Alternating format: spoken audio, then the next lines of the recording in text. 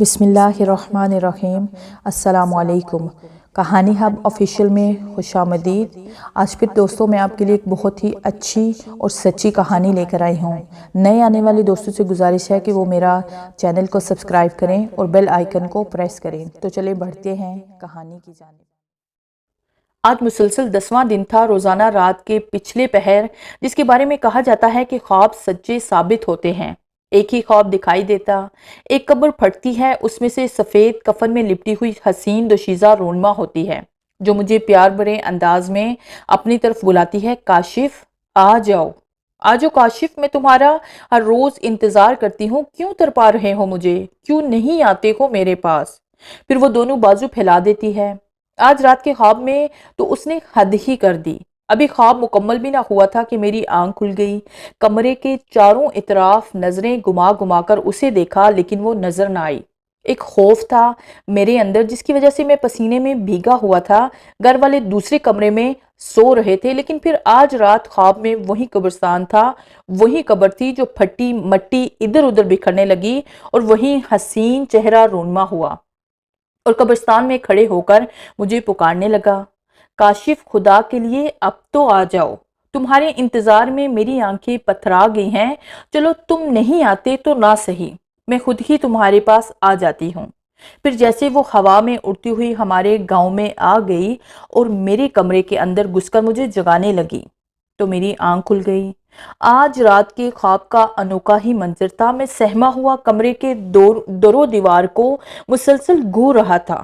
ایسے محسوس ہو رہا تھا کہ وہ دوشیزہ میرے کمرے میں کہیں چھپی بیٹھی ہے اور کسی بھی وقت مجھے پکڑ لے گی۔ یہ دوشیزہ کون تھی؟ مجھے کیسے جانتی تھی؟ مجھ سے کیوں محبت کرتی تھی؟ میں بالکل بے خبر تھا، اس کے چہرے سے نہ واقف تھا، نہ تو وہ میرے عزیز و اقارب میں تھی، نہ میرے جاننے والوں میں سے، نہ ہی ہمارے گاؤں یا آس پاس کے گاؤں کی تھی۔ پھر یہ کون تھی اور مجھے کیوں پکارتی تھی؟ انہی سوچوں اور اپنے کمرے میں اس کی موجودگی کے خوف سے میری چیخ نکل گئی۔ یہ ایک قدرتی فعل ہوتا ہے کہ رات کی تاریکی میں جب کہ انسان اکیلا ہو ایسا خواب دیکھ لے تو ضرور ڈر جاتا ہے، ضرور انسان خوفزدہ ہو جاتا ہے۔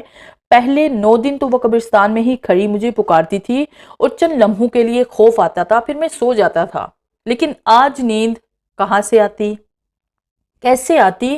آج تو وہ مجھے لینے آئی تھی۔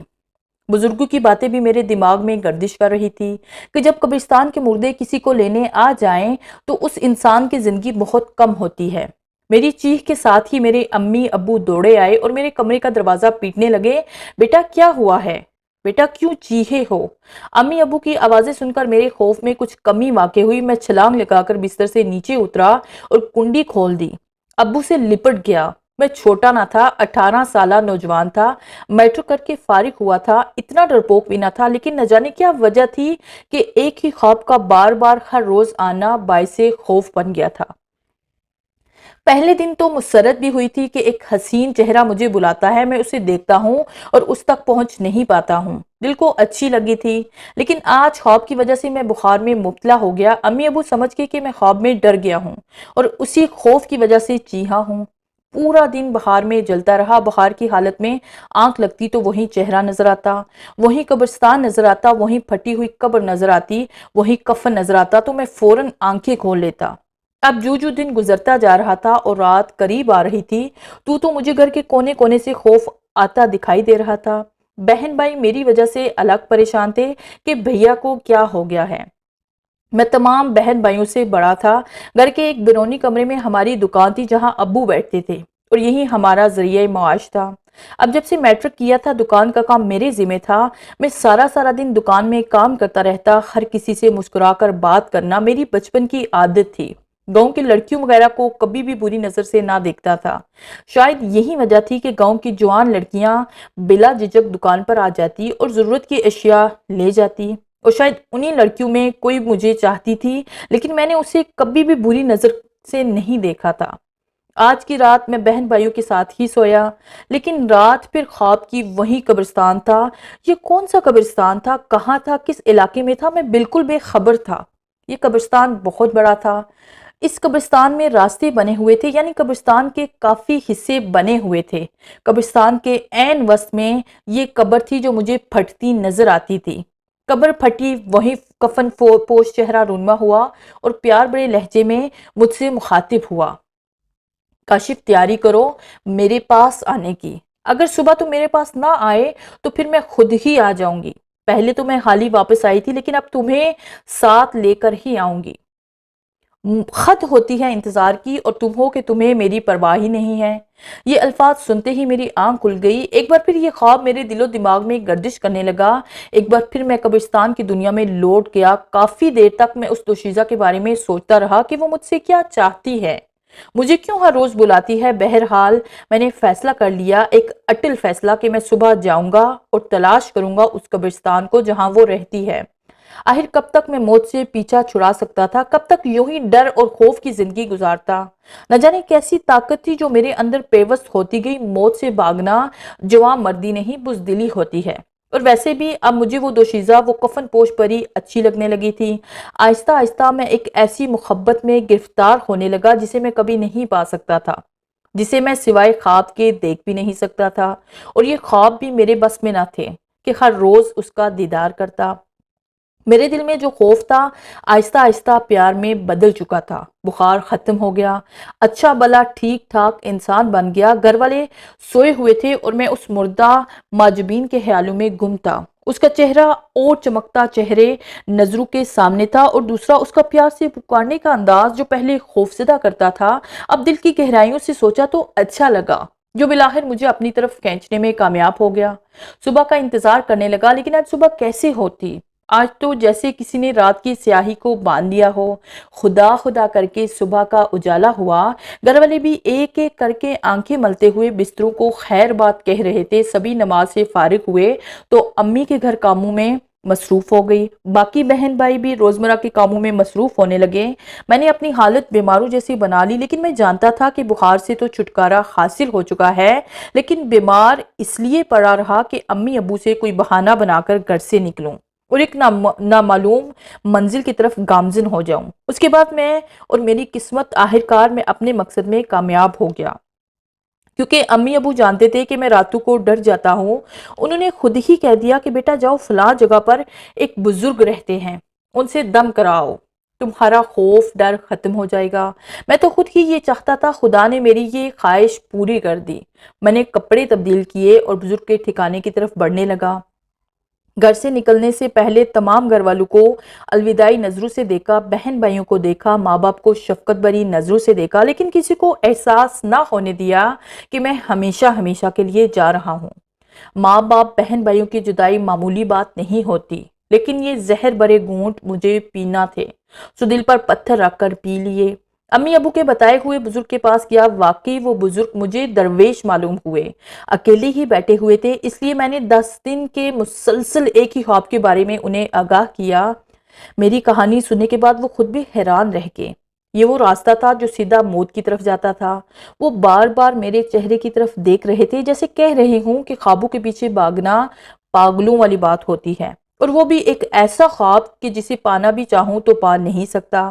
کافی دیر تک وہ خاموش رہے، پھر انہوں نے میرے پورے جسم پر پھونکے ماری اور پانی کا دم کیا ہوا گلاس مجھے دیا، جو میں نے گٹا گٹ پی لیا۔ تو بولے، بیٹا سیدھے واپس گھر جاؤ، بھول جاؤ ان خوابوں کو، سمجھو کہ تم نے کچھ نہیں دیکھا۔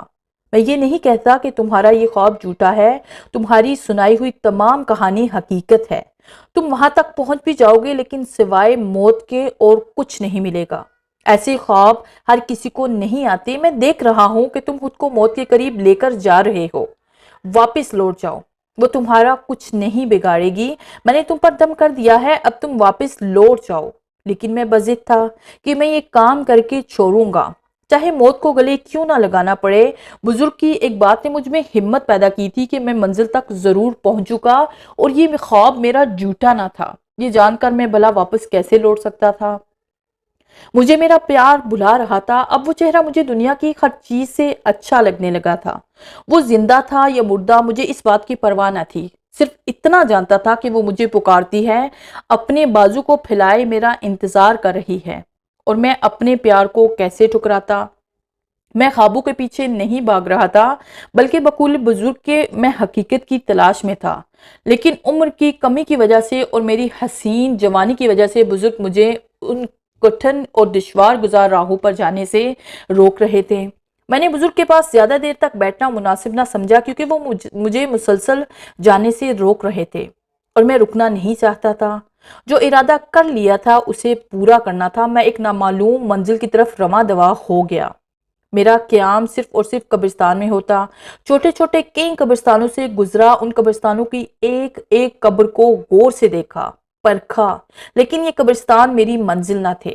ان قبرستان میں میرا پیار نہیں تھا، ان قبروں میں وہ چہرہ نہیں تھا جس کی مجھے تلاش تھی، جس کے لیے میں نے سب کچھ چھوڑ دیا تھا۔ چلتے چلتے بھٹکتے بھٹکتے شام ہو گئی اور ایک قبرستان میں ایک درخت سے ٹیک لگا کر بیٹھ گیا۔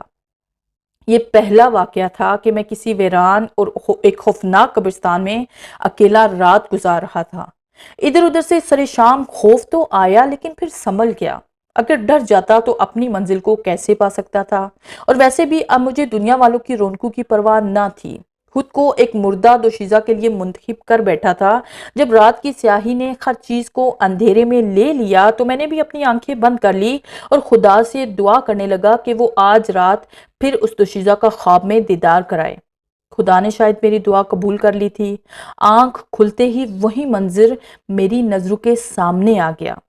بڑا قبرستان تھا، اس میں سے ایک قبر پھٹتی نظر آئی اور جب قبر پھٹ گئی تو وہی دوشیزہ آج کفن کی بجائے سرخ جوڑے میں دلہن کے روپ میں شرماتی اور مسکراتی نظر آتی۔ میں آہستہ آہستہ دلہا بنے اس کے قریب آ گیا اور اس دوشیزہ کا دیدار کرنے لگا۔ یہ دیدار اتنا لمبا تھا کہ جب آنکھ کھلی تو ہر وہ چیز جو رات کے اندھیرے نے اپنی لپیٹ میں لے لی تھی صاف اور نمایاں نظر آ رہی تھی۔ درختوں پر چڑیوں کا شور و گل اس بات کی دلیل تھی کہ خدا نے رات کو اپنی قدرت سے لپیٹ لیا ہے اور دن کا پردہ ہٹا دیا ہے۔ آج میری خوشی کی انتہا نہ تھی، آج اتنا خوش تھا کہ بیان نہیں کر سکتا۔ میری خوراک گندم چاول نہ تھی، درختوں کے پتے اور کھیتوں میں اگی ہوئی کچی سبزیاں تھی۔ میں اپنی اس خوراک سے خوش تھا۔ دن رات گزرتے رہے، خواب آتے رہے، وہ مجھے ملتی رہی۔ میں قبرستان میں گھومتا اور راتیں گزارتا رہا۔ بالکل مجنوں جیسی حالت ہو گئی۔ پھر ایک دن ایسا آیا کہ میں اس وسیع و عریض قبرستان میں جا پہنچا۔ واقعی یہ وہی قبرستان تھا جو خوابوں میں دیکھ چکا تھا، وہی راستے تھے۔ اب میرا رخ قبرستان کے اس خطے کی جانب تھا جہاں سے میری محبوبہ قبر سے جلوہ افروز ہوا کرتی تھی۔ بزرگ صاحب کی بات درست ثابت ہوئی تھی۔ میں منزل پر پہنچ چکا تھا، لیکن جب ان کی بات دوبارہ دماغ میں گونجی کہ موت کے قریب پہنچ جاؤ گے تو کچھ پریشانی ہوئی۔ بہن بھائیوں ماں باپ کی صورتیں آنکھوں کے سامنے گھومنے لگی، آنکھوں سے آنسو جاری ہو گئے، لیکن اب کچھ نہیں ہو سکتا تھا۔ اب تو موت ہی میرا مقدر تھی، بلکہ میں خود چل کر موت کے پنجے میں آیا تھا۔ یہ ایک ڈراؤنا قبرستان تھا، ہر طرف سے دن کی روشنی میں بھی خوف آتا تھا۔ یہاں دور دراز تک کوئی انسان بشر نہ تھا۔ خوف سے میرا جسم پسینے سے بھیگ گیا، لیکن جلد ہی میں سنبھل گیا اور اسی قبر کو تکیہ بنا کر میں لیٹ گیا۔ آنکھیں بند کر لی کہ شاید نیند آ جائے اور وہ چہرہ، وہ دوشیزہ اس قبر سے جلوہ افروز ہو۔ لیکن نیند کیسے آتی؟ نیند تو آنکھوں سے نہ جانے کیوں غائب ہو گئی تھی۔ تقریباً دن کے 12 بجے کا وقت تھا۔ دھوپ کی شدت سے اس قدر تیز تھی کہ درخت کے نیچے بیٹھنے کے باوجود بھی پسینے سے بھیگتا جا رہا تھا۔ اس سخت دھوپ اور سخت گرمی سے بچنے کے لیے میں پانی کی تلاش میں نکل پڑا اور اس ڈراؤنے اور خوفناک قبرستان میں ادھر ادھر بھٹکتا ہوا آخرکار دور سے ایک نل نظر آیا۔ وہاں پہنچ کر خوب نہایا، اپنے آپ کو خوب ٹھنڈا کیا۔ نہ جانے کتنی دیر تک میں اس نل کے نیچے نہاتا رہا اور مجھے بار بار ایسے محسوس ہو رہا تھا جیسے نل کو چلاتے ہوئے کوئی میرے ہاتھ روک رہا ہے، لیکن نظر کچھ بھی نہ آ رہا تھا۔ میں بار بار اسے اپنا وہم تصور کرتا رہا اور پھر نل کے کچھ دور سے زور زور سے ہنسنے اور کہکہوں کی آوازیں بلند ہونا شروع ہو گئی۔ یہ پہلا واقعہ تھا جو آج میرے ساتھ رونما ہوا۔ میں نے یہ آوازیں سنتے ہی بھیگے کپڑوں سمیت قبرستان سے باہر نکلنے کے لیے بھاگنا شروع کر دیا۔ آوازیں مسلسل میرا پیچھا کر رہی تھی۔ ابھی قبرستان کی حدود میں ہی تھا کہ ایک زوردار تھپڑ میرے منہ پر پڑا اور ساتھ ہی کسی نے مجھے بالوں سے پکڑ پر زمین پر پٹھا۔ اس کے بعد کیا ہوا مجھے خبر نہیں۔ جب ہوش آیا تو شام کے سائے ڈل چکے تھے اور میں اس قبرستان میں ایک قبر کے اوپر گرا پڑا تھا۔ کہاں جاتا، کس کو پکارتا؟ اتنا وسیع و عریض قبرستان تھا لیکن کوئی بھی انسان اس میں چلتا پھرتا نظر نہ آتا تھا۔ میں نے گھر سے نکلنے کی بہت بڑی حماقت کی تھی، ایک خواب کو حقیقت کا روپ دینے کی غرض سے خود کو موت کے منہ میں لے آیا تھا، اپنی غلطی پر رو بھی رہا تھا اور گھر والوں کو یاد بھی کر رہا تھا۔ یہ تھپڑ اتنا باری بھر تھا کہ میں اپنے ہوش کھو بیٹھا، اب جاتا بھی تو کہاں جاتا، خوف سے میرا پورا جسم پسینے میں بھیگا ہوا تھا اور زور سے زمین پر گرنے سے میری چیخیں نکل رہی تھی۔ جو قرآنی آیات زبانی یاد تھی ان کا وٹ کرتے ہوئے قبرستان سے باہر نکلنا شروع کر دیا۔ جب قبرستان سے باہر نکلا تو لوگوں کا ایک ہجوم قبرستان کی طرف آتا ہوا دکھائی دیا۔ یہ لوگ ایک چارپائی اٹھائے قبرستان کی طرف چلے آ رہے تھے۔ قبرستان کے قریب پہنچ کر انہوں نے چارپائی جنازہ گاہ میں رکھی اور خود وضو کرنے کی غرض سے نلکے کی طرف جانے لگے۔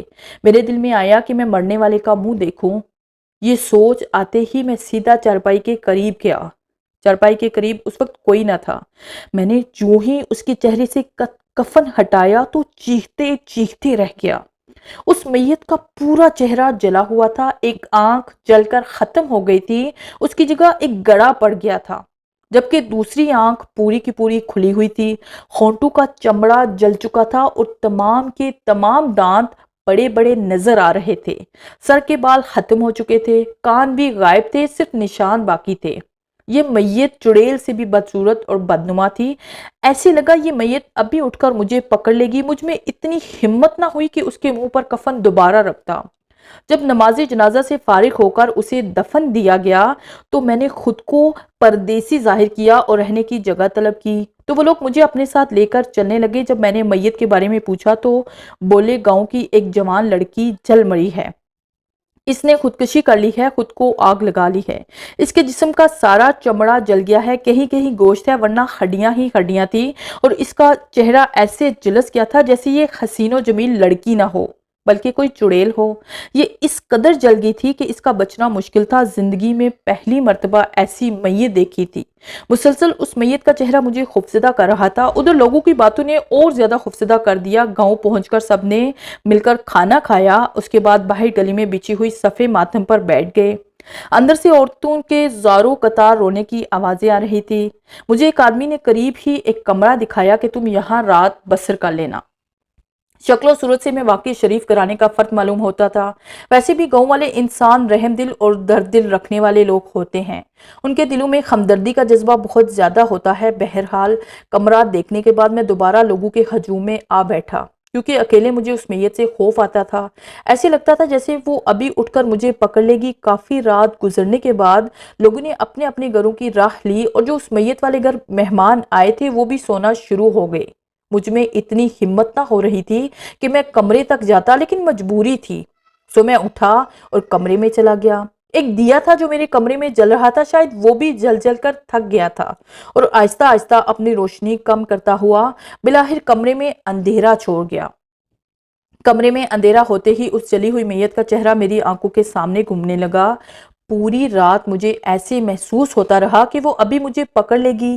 جب ڈر اور خوف ہو تو نیند نہیں آتی، یہی حال میرا تھا۔ نیند آنکھوں سے کوسوں دور تھی اور وہ جلی ہوئی میت میرے قریب تھی، مجھے خوف زدہ کر رہی تھی۔ خدا خدا کر کے فجر کی اذانوں کی آوازیں کانوں سے ٹکرائیں تو میں نے فوری کمرے کا دروازہ کھول دیا اور سیدھا مسجد کی طرف چلنے لگا۔ اذان سے میں نے اندازہ لگا لیا تھا کہ مسجد کس طرف ہے اور کتنی قریب ہے۔ وہاں ماں سوائے مؤذن کے اور کوئی نہ تھا۔ مجھے مسجد کے چاروں اطراف سے بھی خوف آ رہا تھا۔ جلی ہوئی میت میرے ذہن میں اس قدر سوار ہو گئی کہ ایسے لگتا جیسے ابھی مجھے دبوچ لے گی۔ اس سے بہتر تو قبرستان کی زندگی تھی جہاں میں نے تقریباً کئی دن گزار دیے تھے۔ اب ایک فیصلہ کر لیا کہ میں واپس اپنے گاؤں لوٹ جاؤں گا، لیکن کیسے لوٹ جاؤں گا یہ بھی میرے لیے ایک معمہ بنا۔ میں تو ان راہوں کو بھی بھول گیا تھا جن جن راہوں سے گزر کر یہاں آیا تھا۔ میں کہاں تھا مجھے خود بھی معلوم نہ تھا۔ اپنی محبوبہ کی شکل بھی کئی دنوں سے نہ دیکھی تھی۔ کئی دن ایسے ہی گزر گئے۔ گاؤں والے نے مجھے اجنبی سمجھتے ہوئے میری ہر ضرورت کا خیال رکھا، لیکن یہاں رات بسر کرنا میرے لیے بہت دشوار تھا۔ اس جلی ہوئی عورت کا خوفناک چہرہ بار بار مجھے ہر روز ڈراتا رہتا۔ امام مسجد نے مجھے اپنے پاس رکھ لیا۔ بہرحال میں ان کے پاس ہی رہنے لگا۔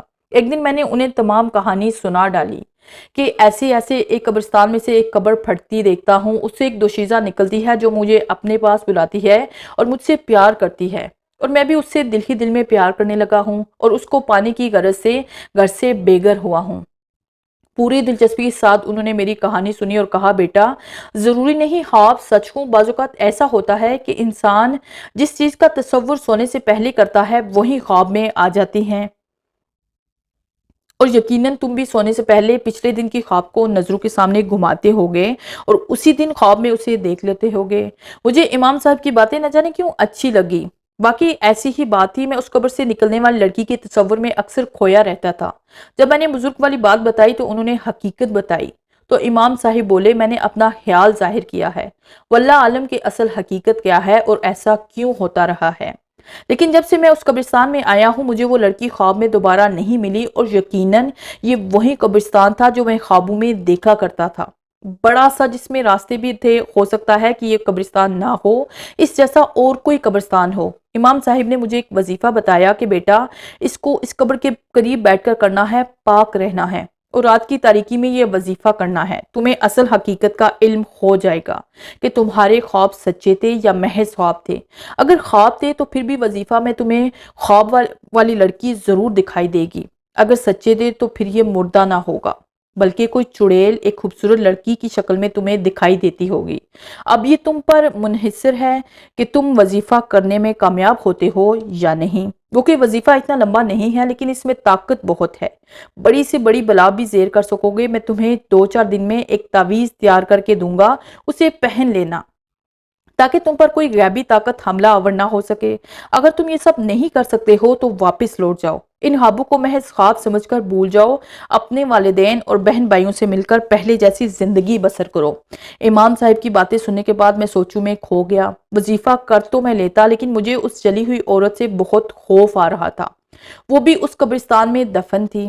اس کی ڈراؤنی اور بدنما صورت آنکھوں کے سامنے آتے ہی پسینے چھوٹ جاتے تھے۔ 1 ہفتہ تک میں اس وظیفہ کے بارے میں غور کرتا رہا۔ اس دوران امام صاحب نے ایک تعویذ تیار شدہ مجھے دے دیا تھا جو میں نے اپنے پاس رکھ لیا تھا، پہنا نہیں تھا، لیکن مجھ میں ہمت نہ ہو رہی تھی کہ میں وظیفہ کر سکوں۔ خوف اور ڈر کی وجہ سے میں خود بھی ایک ڈھانچہ بنتا جا رہا تھا، اور جب تک اس گاؤں میں تھا میری صحت نہیں بن سکتی تھی۔ جلی عورت ہر وقت ایسے لگتا تھا کہ مجھے پیچھے سے دبوچ لے گی۔ میں نے وہ گاؤں چھوڑنے کا فیصلہ کر لیا۔ اتنے سارے دنوں میں قبر کا پھٹنا، لڑکی کا سامنے آنا، یہ خواب بھی بند ہو گئے تھے۔ میں سمجھ گیا تھا کہ واقعی یہ خواب ہیں اور کچھ نہیں۔ دوسرے دن صبح سویرے ہی میں نے واپس جانے کے لیے امام صاحب سے اجازت لے کر سفر شروع کر دیا۔ قبرستان گیا، اپنے ہابو والی محبوبہ کی قبر پر گیا، وہاں کچھ پڑھائی کی، اس کے بعد آگے قدم بڑھایا ہی تھا کہ ایک زوردار تھپڑ میری گردن پر پڑا۔ میں آگے گر گیا، چیخ نکلتے نکلتے رہ گئی۔ ادھر ادھر دیکھا، کچھ نظر نہ آیا۔ میں نے خود کو سنبھالا اور جیب سے تعویذ نکال کر امام صاحب کی ہدایت کے مطابق گلے میں ڈال لیا۔ تعویذ گلے میں ڈالنا ہی تھا کہ دل کو سکون محسوس ہونے لگا۔ نہ جانے امام صاحب نے کیا کیا پڑھ کر اس تعویذ پر پھونکے ماری تھی، ایک تھپڑ ہی نے میرے تمام ارادے بدل ڈالے۔ آگے بڑھنے والے قدم وہیں کے وہیں جم گئے۔ اب چاہے وہ چڑیل تھی یا مردہ تھی یا زندہ تھی، جو کچھ بھی تھا اسے اپنے قبضے میں کرنا ہی میرا مشن تھا۔ میں نے وظیفہ کرنے کا پروگرام بنا لیا، جہاں مجھے تھپڑ پڑا تھا اس جگہ کو وظیفہ کے لیے منتخب کیا، گھاس کو ہاتھوں سے ہی کاٹا، ایک خوبصورت سی جگہ بنائی اور بیٹھ کر رات ہونے کا انتظار کرنے لگا۔ یہاں ایک بہت بڑا درخت تھا جس کے سائے دور دور تک پھیلے ہوئے تھے۔ دوپہر تک وہاں قبر کے پاس ہی بیٹھا رہا۔ جب بھوک پیاس تنگ کرنے لگی تو اپنی جگہ سے اٹھا۔ چاروں طرف سخت دھوپ اور سنسنائیت تھی، کوئی بھی بشر چلتا پھرتا نظر نہ آ رہا تھا۔ میں نے اس گاؤں میں جانا مناسب نہ سمجھا کہ واپس جانا میرے لیے شرمندگی کا باعث تھا، لہٰذا میں نے قبرستان کی دوسری جانب دور سے نظر آنے والے ایک گاؤں کا رخ کر لیا۔ قبرستان عبور کرنے کے بعد ایک راستے پر چڑھ گیا اور چلنا شروع کر دیا۔ کچھ دور ہی گیا تھا کہ ایک خوبصورت دوشیزہ سر پر ایک گڑا اٹھائے ہوئے کھیتوں کی پگڈنڈی سے نظر آتی دکھائی دی۔ اس کا سرخ و سفید چہرہ ایسے چمک رہا تھا کہ جیسے یہ انسان نہ ہو، آسمانی خور ہو۔ جب وہ میرے قریب سے گزری تو میری آنکھیں پھٹی کی پھٹی رہ گئی۔ یہ تو وہی دوشیزہ تھی جو مجھے خوابوں میں قبر پھٹنے کے بعد نظر آتی تھی۔ یہ تو زندہ سلامت تھی، مردہ نہ تھی۔ اسے دیکھنے کے بعد میں پل کے جھپکنا بھی بھول گیا، اپنے ہوش کو بیٹھا۔ وہ کافی آگے نکل چکی تھی۔ میں نے اپنے ہاتھ کو درست کیا اور اس کے پیچھے بھاگنے لگا، دیوانوں کی طرح اسے آوازیں دینے لگا۔ میری آواز پر وہ ایک لمحہ کے لیے رکی، میرا پورا جائزہ لیا اور دوبارہ چلنا شروع کر دیا۔ اب وہ تیز تیز قدم بڑھانے لگی، وہ آگے آگے اور میں اس کے پیچھے پیچھے۔ گاؤں سے باہر کی ایک ڈیرا تھا جو کافی بڑا تھا، اس کا دروازہ کھول کر اس میں داخل ہو گئی اور زور سے دروازہ بند کر لیا۔ مجھ پر دیوانگی اس قدر اثر انداز تھی کہ یہ بات بھی بھول گیا کہ میں کسی اجنبی لڑکے کے پیچھے بھاگ رہا ہوں، اسے پکار رہا ہوں۔ اگر اس کا بھائی یا کوئی اور شخص یہ منظر دیکھ لیتا تو یقیناً مجھے لمحوں میں ہی دنیا سے غائب کر دیتا۔ لیکن اب اسے دیکھنے کے بعد موت کی میرے سامنے کوئی وقت نہ تھی۔ یہ میرے خوابوں کی شہزادی تھی جو عرصہ سے مجھے اپنی طرف بلا رہی تھی، جو میرے جسم کے انگ انگ میں سما چکی تھی۔ میں بھلا اسے چھوڑ کر کہاں جا سکتا تھا؟ میں اسے دوبارہ دیکھنے کے لیے اس کے گھر کے دروازے کے سامنے کچھ دور ایک درخت کے نیچے جا کر بیٹھ گیا۔ بھوک پیاس ختم ہو چکی تھی، بس اس کا دیدار ہی میرے لیے سب کچھ تھا۔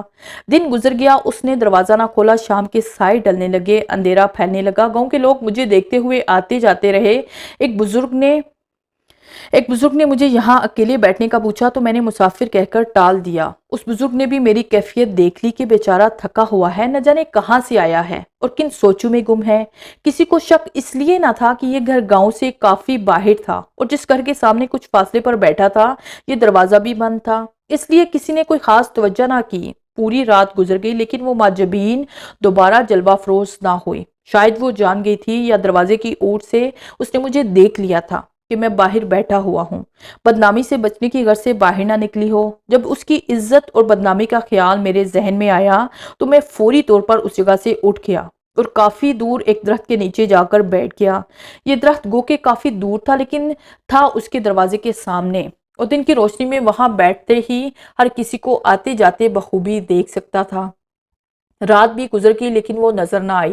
میں نے وظیفے والا پروگرام ختم کر دیا تھا، جس کے لیے وظیفہ کرنا تھا وہ تو زندہ تھی، صحیح سلامت تھی اور میری آنکھوں کے سامنے تھی۔ اب بھلا وظیفہ کر کے کسی کو حاصل کرنا تھا، قبر کا پھٹنا، وہاں سے اس حسین دوشیزہ کا نکلنا ضرور چڑیل کا کام تھا۔ یہ چڑیل اس شہزادی کے روپ میں آتی تھی، یہ ایک ایسا کھیل تھا جو میری سمجھ سے باہر تھا۔ واقعی یہ ایک خواب تھا، خواب سچا نہ تھا، اس سے جلوہ افروز ہونے والا چہرہ حقیقت تھا۔ خدا کی کیسی شان تھی کہ اس نے میرے محبوب کو خواب میں ہی دکھا دیا اور مجھے یہاں تک پہنچا دیا کہ اس کو دیکھ سکوں، اس سے بات کر سکوں۔ اس گھر میں شاید کوئی اور فرد موجود نہ تھا، اگر کوئی ہوتا تو ضرور ایک دو دفعہ باہر آتا۔ یہ دروازہ ایسے بند ہوا جیسے اس گھر میں کوئی شخص رہتا ہی نہ ہو۔ ساتھ ہی میرا ذہن دوسری طرف چلا گیا، اس قدر حسین لڑکی جس گاؤں میں ہو وہاں کوئی نہ کوئی لڑکا تو ضرور اسے دوبارہ دیکھنے کی تمنا کرتا ہوگا، لیکن ہو سکتا ہے کہ کسی نے اسے دیکھا ہی نہ ہو یا پھر اس نے کسی کو لفٹ ہی نہ کروائی ہو۔ عزت اور بدنامی کی وجہ سے گھر کی چار دیواری میں چھپ کر بیٹھ جاتی ہو، اس کی شرافت تو میں نے بھی دیکھ لی تھی کہ مجھے بھی دوبارہ نظر نہ آئی تھی، لیکن میں اپنے دل کے ہاتھوں مجبور اور بے بس تھا۔ اسے چھوڑ کر کہاں جاتا؟ اس کی وجہ سے تو سب کچھ چھوڑا ہے، اگر وہ ملا ہے تو کیسے چھوڑ کر جاتا؟ صبح سویرے ہی لوگوں کا اس رستے سے آنا جانا شروع ہو گیا۔ وہی بزرگ جو شام کے وقت چند لمحات کے لیے میرے پاس رکے تھے، مجھے دیکھ کر واپس اپنے گھر کو لوٹے اور پھر کچھ دیر کے بعد ان کے ہاتھ میں کوئی چیز تھی جو اٹھائے ہوئے میرے پاس آئے اور آتے ہی کہا، پردیسی، لگتا ہے کہ تم کل کے بھوکے پیاسے ہو، یہ لو کچھ کھا پی لو۔ میں نے شکریہ کے ساتھ ان کے ہاتھوں سے سامان پکڑ لیا اور بغیر منہ دھوئے کھانا شروع کر دیا۔ واقعی بھوک اور پیاس تو تھی لیکن اس کے دیدار کے بعد ختم ہو گئی تھی۔ میں نے کہا، کسی کی تلاش میں گھر سے نکلا تھا، اسے تلاش کرتے کرتے یہاں تک پہنچا ہوں، کیا وہ ملا ہے؟ بزرگ نے فوری سوال کر دیا۔ ملا نہیں، صرف دیکھا ہے، شاید وہی ہو لیکن ہو سکتا ہے وہ نہ بھی ہو۔ میں نے کچھ بات کو بدل ڈالا، اب تھک گیا ہوں، کوئی راستہ بھی نظر نہیں آ رہا، کہاں جاؤں، کس طرف جاؤں؟ یہاں ہی قیام کر لینا، اگر قسمت میں ملاپ ہوا تو ضرور اسے پکڑ لوں گا۔ بزرگ کو مجھ پر کچھ ترس آ گیا، کہنے لگے، گاؤں آ جاؤ۔ میں نے کہا، نہیں بابا جی، یہاں ہی ٹھیک ہوں، تنہائی اچھی لگتی ہے، اکیلا رہنا اچھا لگتا ہے۔ بزرگ بولے، وہ سامنے دیکھو، میری زمین ہے، وہاں ایک کمرہ بنوایا تھا جو اب خالی ہے، چاہو تو وہاں رہ سکتے ہو۔ بزرگ نے ایک طرف اشارہ کیا، یہ اشارہ قبرستان کے قریب ایک کمرے کی طرف تھا۔ میں نے فوراً حامی بھر لی، میں تو یہی چاہتا تھا کہ یہاں رکنے کے لیے کوئی وسیلہ بن جائے اور میں اپنی محبت کو ہمیشہ ہمیشہ کے لیے اپنا کر یہاں سے لے جاؤں۔ بزرگ چلے گئے، میں نے اس کمرے کا رخ کیا۔ یہاں شاید پہلے بزرگ اپنا مال مویشی وغیرہ باندھتے تھے، لیکن اب یہ کمرہ بالکل ویران تھا۔ کیا وجہ تھی یہ مجھے معلوم نہ تھا۔ پورا دن اس کمرے کے دروازے کے سامنے درخت کے نیچے بیٹھے گزر گیا۔ جب ٹھیک 12 بجے کا وقت ہوا، وہی دوشیزہ میری جان، میری تمنا، میری آرزو گھر سے باہر نکلی۔ باہر نکلتے ہی اس نے سب سے پہلے اس درخت کی طرف دیکھا جہاں میں رات بھر بیٹھا رہا تھا۔ شاید درخت کی اوٹ سے اس نے مجھے دیکھ لیا تھا یا پھر بار بار دیکھتی رہی تھی۔ کافی دیر تک وہ کسی کو تلاش کرتی رہی، شاید جسے وہ تلاش کر رہی تھی وہ میں ہی تھا۔ میں بھی اسے دیکھنے ہی کھڑا ہو گیا اور ہاتھ ہلا ہلا کر اسے اپنی موجودگی کا احساس دلانے لگا۔ جب اس نے میری طرف دیکھا تو ساتھ ہی چلنا شروع کر دیا۔ آج پھر اس کے سر پر گڑا تھا، شاید کہیں دور سے پانی لینے جاتی تھی۔ دل نے چاہا کہ اس کے پیچھے جاؤں، کسی کی بدنامی کا خیال آیا تو وہیں کا وہیں رک گیا۔ جہاں تک جاتی ہوئی نظر آئی میں اسے دیکھتا رہا۔ جب وہ نظروں سے اوجھل ہو گئی تو میں دوبارہ اس کے آنے کا انتظار کرنے لگا۔ چند منٹ انتظار کرتے کرتے وہ واپس آتی دکھائی دی۔ میں بھی اپنی جگہ سے اٹھا اور چلنا شروع کر دیا۔ اسی راستے میں ہم دونوں کا میل ہوا، آنکھیں دو چار ہوئی۔ وہ بھی مسکرائی، میں بھی مسکرایا۔ اس نے بھی تیکھی نظروں سے مجھے دیکھا، میں نے بھی تیکھی نظروں سے اسے دیکھا۔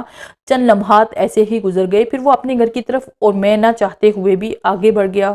آج میری خوشی کی انتہا نہ تھی۔ اس کی مسکراہٹ میں مجھے اپنا پیار نظر آیا، وہ سب کچھ نظر آیا جسے پانے کی غرض سے میں اپنے گھر سے بے گھر ہوا تھا۔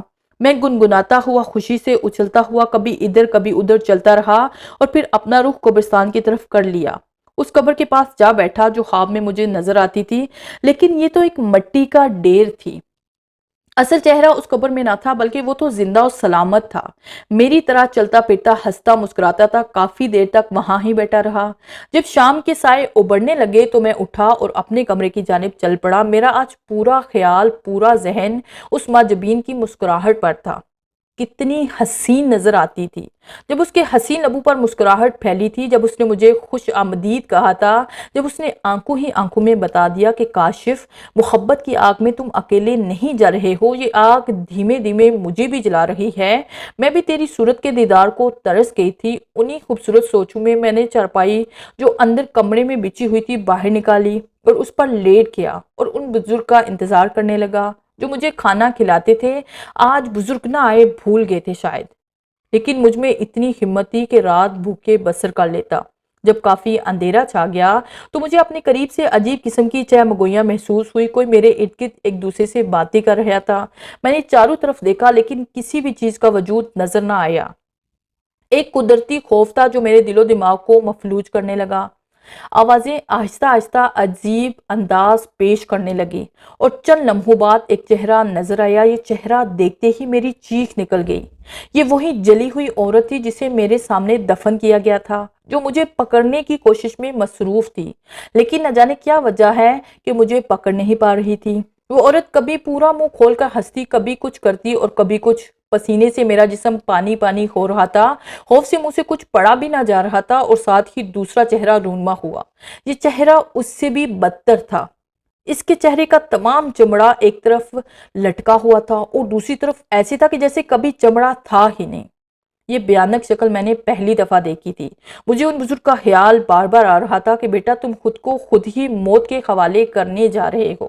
ان کی بات حقیقت تھی۔ موت آنکھوں کے سامنے کھڑی میرا بے بسی سے انتظار کر رہی تھی۔ اس سے پہلے کہ وہ مجھ پر کوئی وار کرتی، مجھ میں ہمت پیدا ہوئی اور میں نے قرآنی آیات کا وٹ کرنا شروع کر دیا۔ ان کے ابھرتے ہوئے کہے مان پڑنے لگے۔ اس کے بعد ایک عجیب شکل اختیار کرنے کے بعد وہ دونوں غائب ہو گئی۔ ان کے غائب ہونے کے کچھ دیر بعد مجھے اپنی شہزادی دکھائی دی، جو اپنے گھر کا دروازہ بند کرنے کے بعد کچھ اٹھائے ہوئے میری طرف چلی آ رہی تھی۔